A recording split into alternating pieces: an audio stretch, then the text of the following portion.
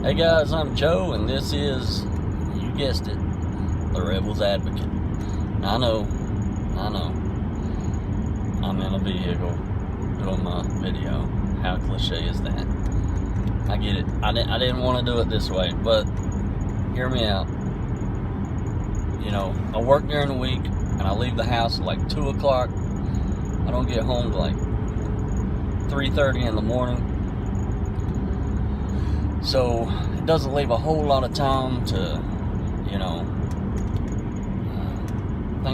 think of a topic and sit down and record a video and then edit it if it needs it and upload it and all that good stuff. Don't leave a whole lot of time. And then the weekends is crazy usually. So I was like, you know, and I want to spend as much time as I can with my wife and kids. So I thought, hell, I got an hour drive to work.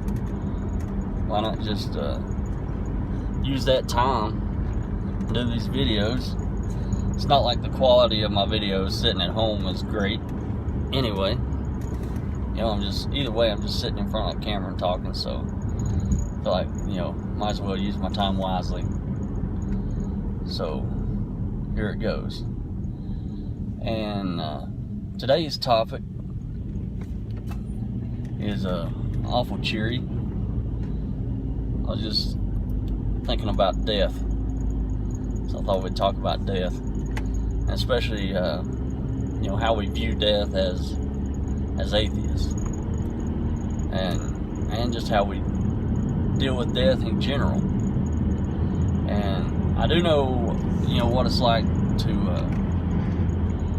you know, fear death as a Christian and as an atheist, and it is different, and we'll get into that later on. But, you know, I think about death probably every day, not in like a crippling, you know, scared way, but I think about it every day, and I think I have probably since I was a kid. And I think one of the reasons, you know, I mean, it may have something to do with the fact that, you know, I lost my dad before I turned 17, but I think, you know, I thought about it even before then. And I'm not sure why, but my family, we were pretty unique, and we're different, and it even took some getting used to by probably my wife and my brother-in-law when they married into the family. But, you know, growing up, you didn't walk out of the house, even if you just go in the mailbox without, you know, telling everybody goodbye and I love you. And you didn't go to bed without hugging everybody and telling them you love them. It just, anytime you walked away from somebody, you know, you made sure to let them know that you loved them. You know, that's just how we were raised. And so if I go to a friend's house and they just left without saying anything, it seems so odd to me. And I've always done that, and I've always felt anytime I walk away from my family, like every day when I leave for work, you know, I hug and kiss my wife and my baby girl like it's the last time I'll see them.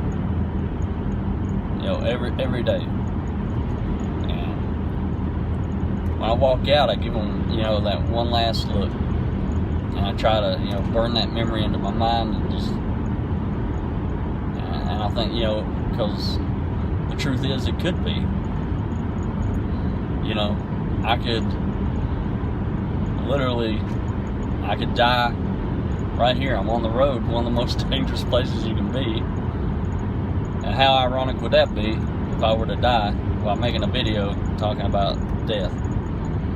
I know a lot of people, though, you know, they say it's not goodbye, it's, you know, see you later, you know, until we meet again, whatever.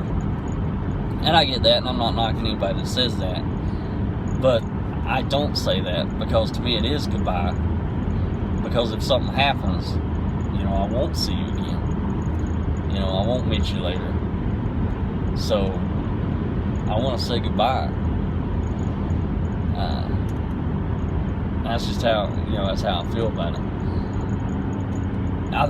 As far as the fear of death, I don't know. I have mixed feelings on it.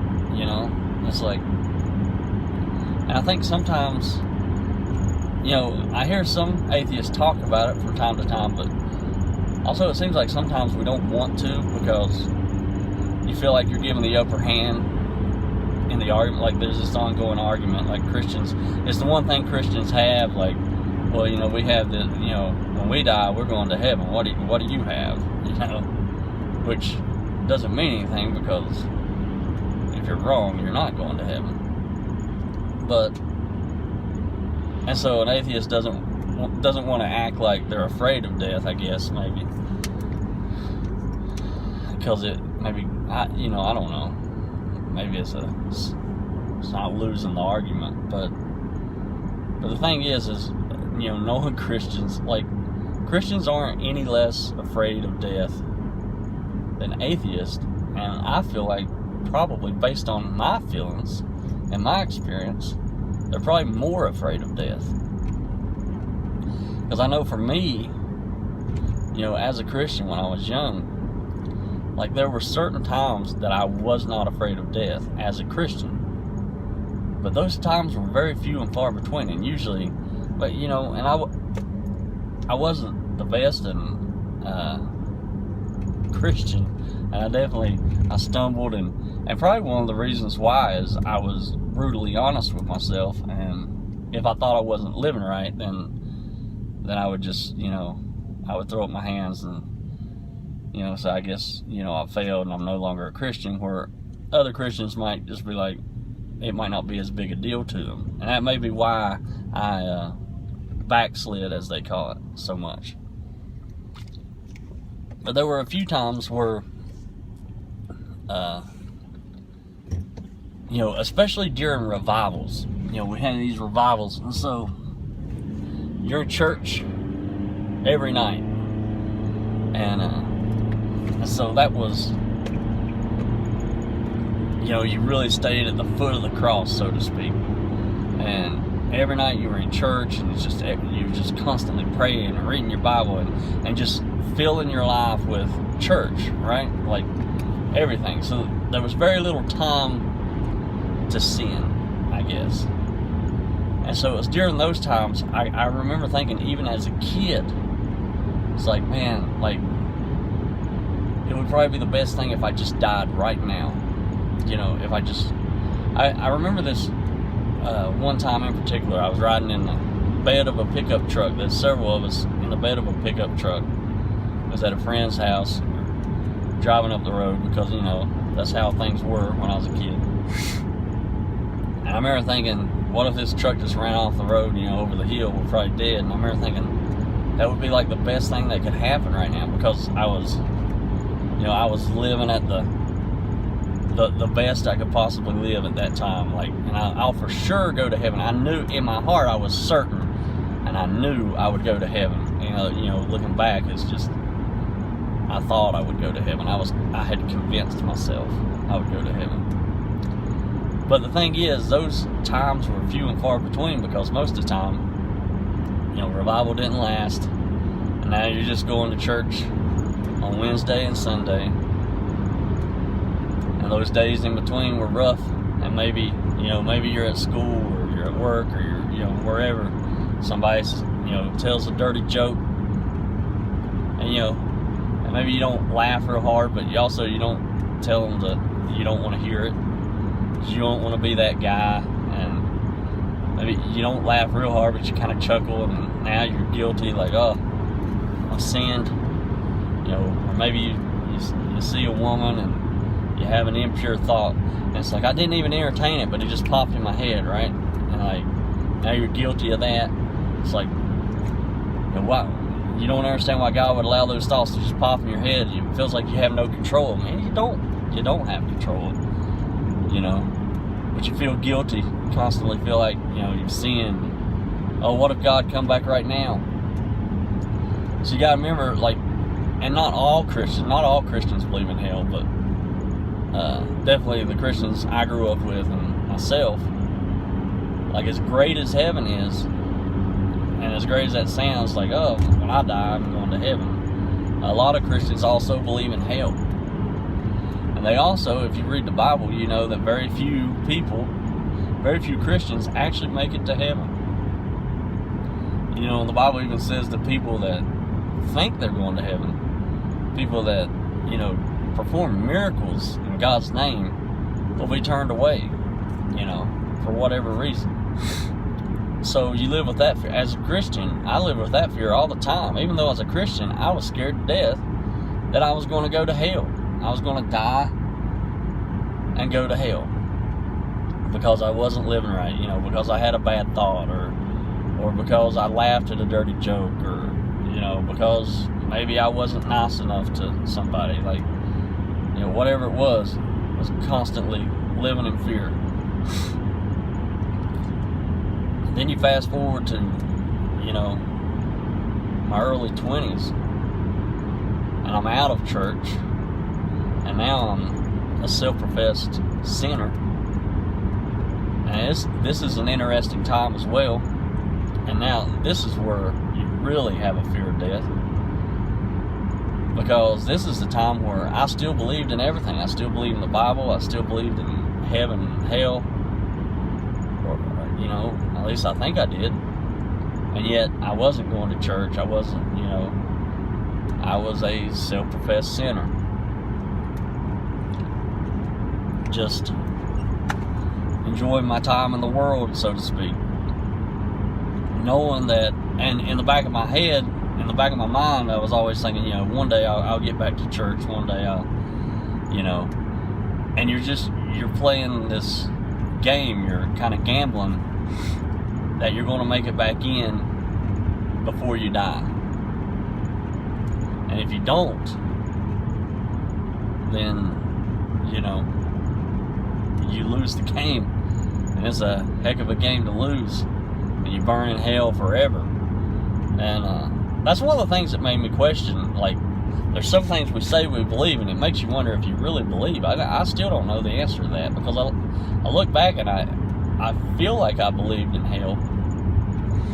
But it's hard to believe that you could believe in something that bad and not do everything in your power to prevent it. So I don't know. You know, maybe I believe there was a God, but the concept of hell was a bit much for me to believe. I don't know. I felt like I believed it. But for some reason, even though I thought I believed in hell, I was willing to take that chance. Then you fast forward to now, and now I'm an atheist. And you do go through this process. There's a lot of atheists who, especially newer atheists that have, you know, just recently converted, who still have a fear of hell. And especially if you were, you know, like me, and you were indoctrinated your whole life from the time you were a baby and up, from the people you trust the most have drilled in your head that there's a hell. It's, you know, that doesn't just go away. It just doesn't disappear. And so it takes time, and I don't know the magic words to tell somebody to just make that go away, but it takes time. It took time for me. I think the only thing that made it go away from me is, even once I lost my religion, I lost my faith, I continued to read the Bible. I just continued to read it in ways I never had before. And the more I read it, just like with an open mind, like, the more absurd it became. And the more absurd it became, then the less reasonable it was to believe anything in it. And hell being, you know, one of those things. And also, you also look at it in a way, it's like, and it just makes the book look even more unbelievable. Hell has got to be, like, you would think, if hell is real and it's as bad as, like, it was preached to me, it should be in every chapter of that book. You know, it should be talked about constantly. And there really isn't a lot to go on in the Bible as far as what hell is. And there's so many arguments on it. I would think if hell was real, it should be very clear exactly what it was. And that just, I think, goes to show like how ridiculous the book is. And that's the thing that helped me. And we can't go into all that, but just the more I read, it's like, you know, everything. The Bible just, you know, it kind of fell apart for me. And then once it falls apart, the whole idea of hell fell apart. So that's where I am today. And so now here I am, and I have no belief of hell and no belief of heaven. I feel fairly certain that when I die, nothing's going to happen. The only thing I can really hope for is, you know, a really intense experience as my brain dies. I'm sure, you know, all that, what it triggers. Maybe there is a really euphoric experience that happens that I enjoy. Maybe, you know, maybe it only lasts for a little while, but inside the brain it seems to last for a longer time. And basically, you know, I guess when you boil it all down, all I can really hope for is one last trip, I guess. So that's really all I have to look forward to, like, as far as what I believe. And that probably won't even happen. Like, it may just be the lights are out and it's done. So there's nothing. So, I mean, and I've heard people say before, like, you know, how can you be an atheist because it seems so bleak to not believe in heaven? Like, it's so depressing. It's like, well, whether or not something sounds bleak has nothing to do with whether or not it's true. Yeah, sure, I wish heaven was real, but different than what you believe. I wish there was a place where we all went. And I also wish there was an option to not go there, or to end it. Because sometimes I think we don't really think about forever. You know, we can't really grasp that. I'm not sure that living forever is really the thing any of us want either. You know, no matter how great it is, I don't know.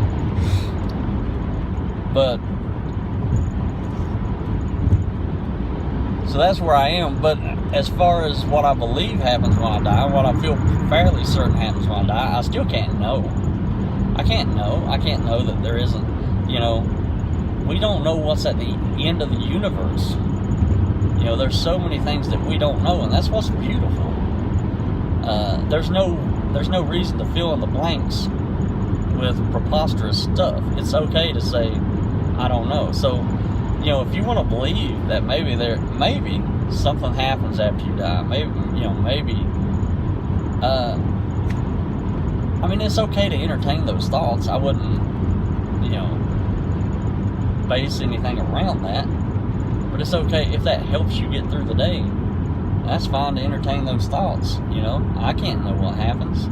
I think the lights go out and it's over and it's, you know, it's done.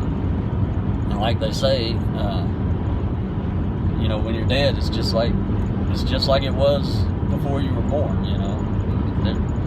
And in a way, it is. I guess in some ways it is heaven. There is no more pain. There's no more suffering. There's no more nothing. And there's no, you know, you won't be lonely. You won't. It's hard to think about death without thinking about missing the people you leave behind. But there's none of that either. You know, I won't miss anybody. I just won't be. You know, it's that simple. That could be a lot to take in. It could be a lot to think about. And I don't, you know, some people, even if that's completely what you believe, they still struggle with it. I struggle with it. You know, there's days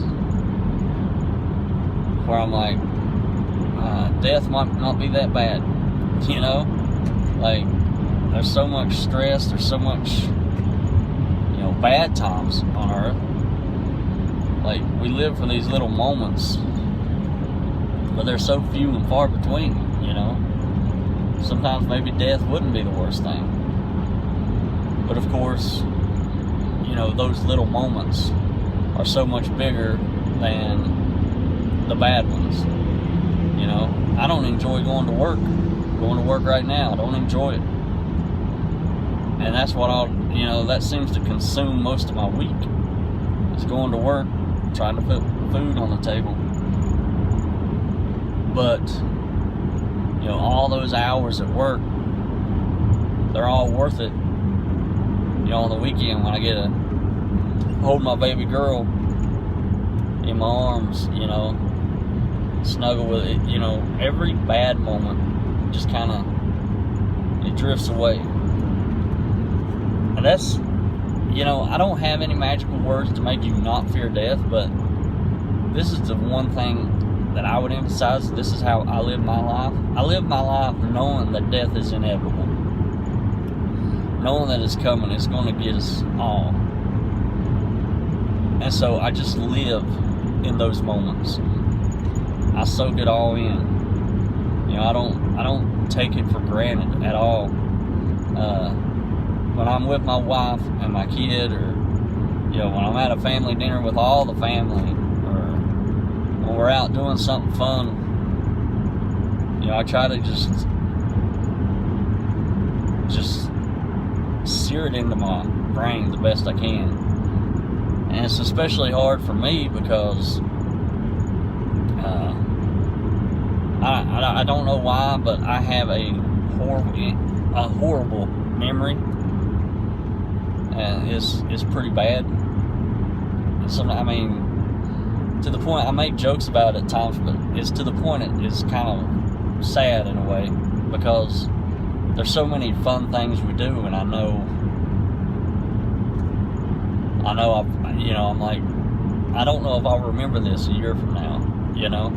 Like, that's just how bad my memory is. Like, there's some things I think I remember, and I don't remember them correctly, you know, and my wife, or, you know, people that were there, or whatever, has to kind of set me straight. Like, it's pretty bad. I don't have a very good memory, but I try, like, so hard to sear those things into my memory so I do remember them.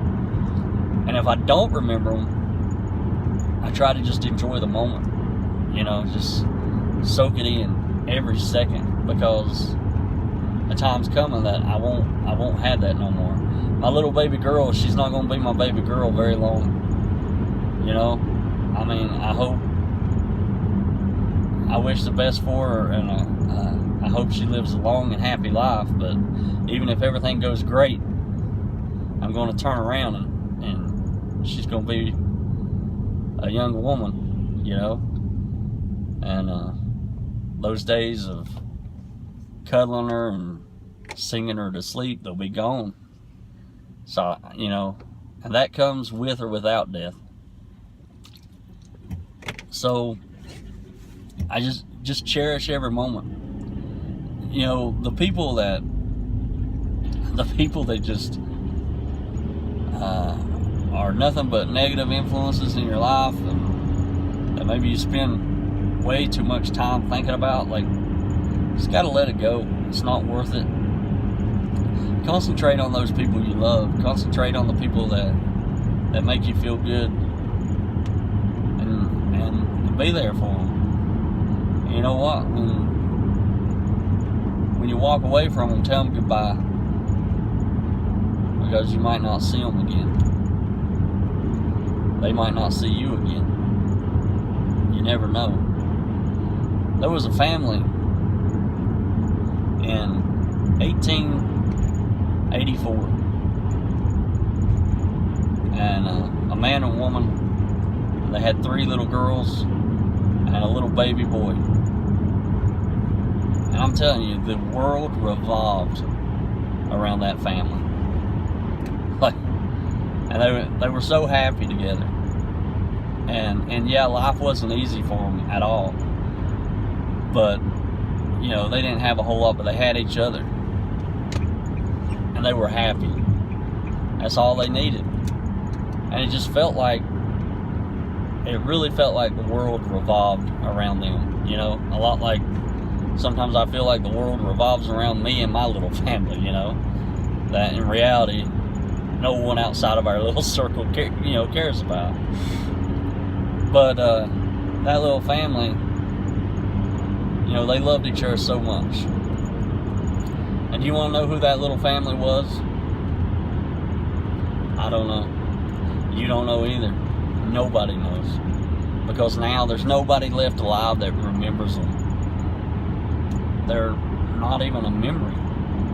It's as if they never were. And you know, 100 years from now, that's likely to be us. We'll be lucky if there's even anyone around that remembers us. In 200 years, it's almost guaranteed, unless you leave a really big mark.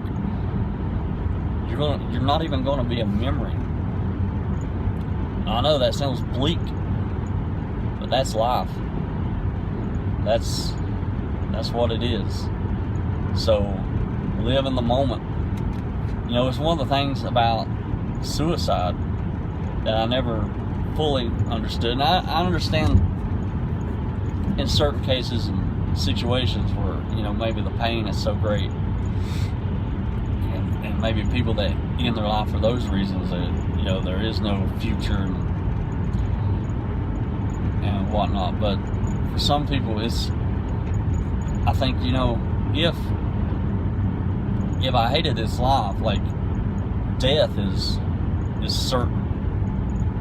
It's certain. It's certain for everybody. So why don't I just hang out? Hang out for a little bit, see what tomorrow brings. Life sucks. Life's hard. Well, I mean, you could kill yourself today, but you know you're going regardless. You're not going to be here forever. Why not just hang out, see if it changes? Because I guarantee you it will. It'll change. And if you're on rock bottom, you probably don't have anywhere to go but up. And it's crazy. It's crazy how drastically life can change. Just, you know, you can be living a life 5 years from now, your life could just be almost unrecognizable from what it is today. Like, that's just how life works. That's how it goes. So, you know, hold on. Just wait and see what it's going to be. It's funny, like, if you know somebody who's only got a few months to live, so they've been given, you know, they went to the doctor and the doctor's giving them 6 months to live. It's like, we don't know how to talk to those people. I mean, what do you say to somebody like that? You know, we can't comprehend what that's like. Yet the funny thing is, like, you don't know what to say to that person, and even if it's true, even if within 6 months they're gone, there's a great possibility you'll done be gone before they are. Like, you have no promise tomorrow, no promise that you'll make it through today. And it's like, we feel like, oh, we can't possibly understand what that's like to only have 6 months to live, yet we could be gone, you know, in a second. So I think we all know what it is like. We ignore it. And yeah, I'm not saying you should dwell on death. And that kind of seems like the message I'm putting out here. And I don't mean, you know, you can't let it affect you so negatively that you can't hardly function in life, and it's all you think about. But focus more on life. Understand that, you know, maybe not think about death so much, but understand that life is temporary. You've been given the opportunity to live it, make the most out of it. Don't look around. I have this problem a lot of times, looking around at people that were born in better circumstances. It's like, wow, I wish that was, I wish I had been, had those privileges. I wish I didn't have to work so hard just to try to keep the lights on. But then, you know, all I have to do, I'm looking up here at those people who seem to have it made, but all I gotta do is look behind me and see people that don't have lights to keep on. You know, I'm worried about keeping enough food on the table. There's people that can't put hardly any food on the table. So, you know, I have to, don't focus so much on things you don't have, focus on what you do have. I know this was a depressing topic. It's just a little glimpse inside my brain. There's things I think about. Tell somebody you love them today. Give somebody a big hug. You know, it makes you feel better. Let them know how you feel. Well, guys, I'm gonna get off here. You like the video? If you liked it, subscribe. If you want to support the channel, you can do so at patreon.com/TheRebelsAdvocate.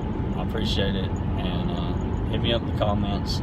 I'll try to be more active. I know it's been a while, but you know, life gets crazy sometimes. But thanks, guys, and we'll see you later. Or, you know, I just ended that video by saying we'll see you later. I might not see you later. I might not even make it to work. Who knows? So, guys, goodbye. I love you.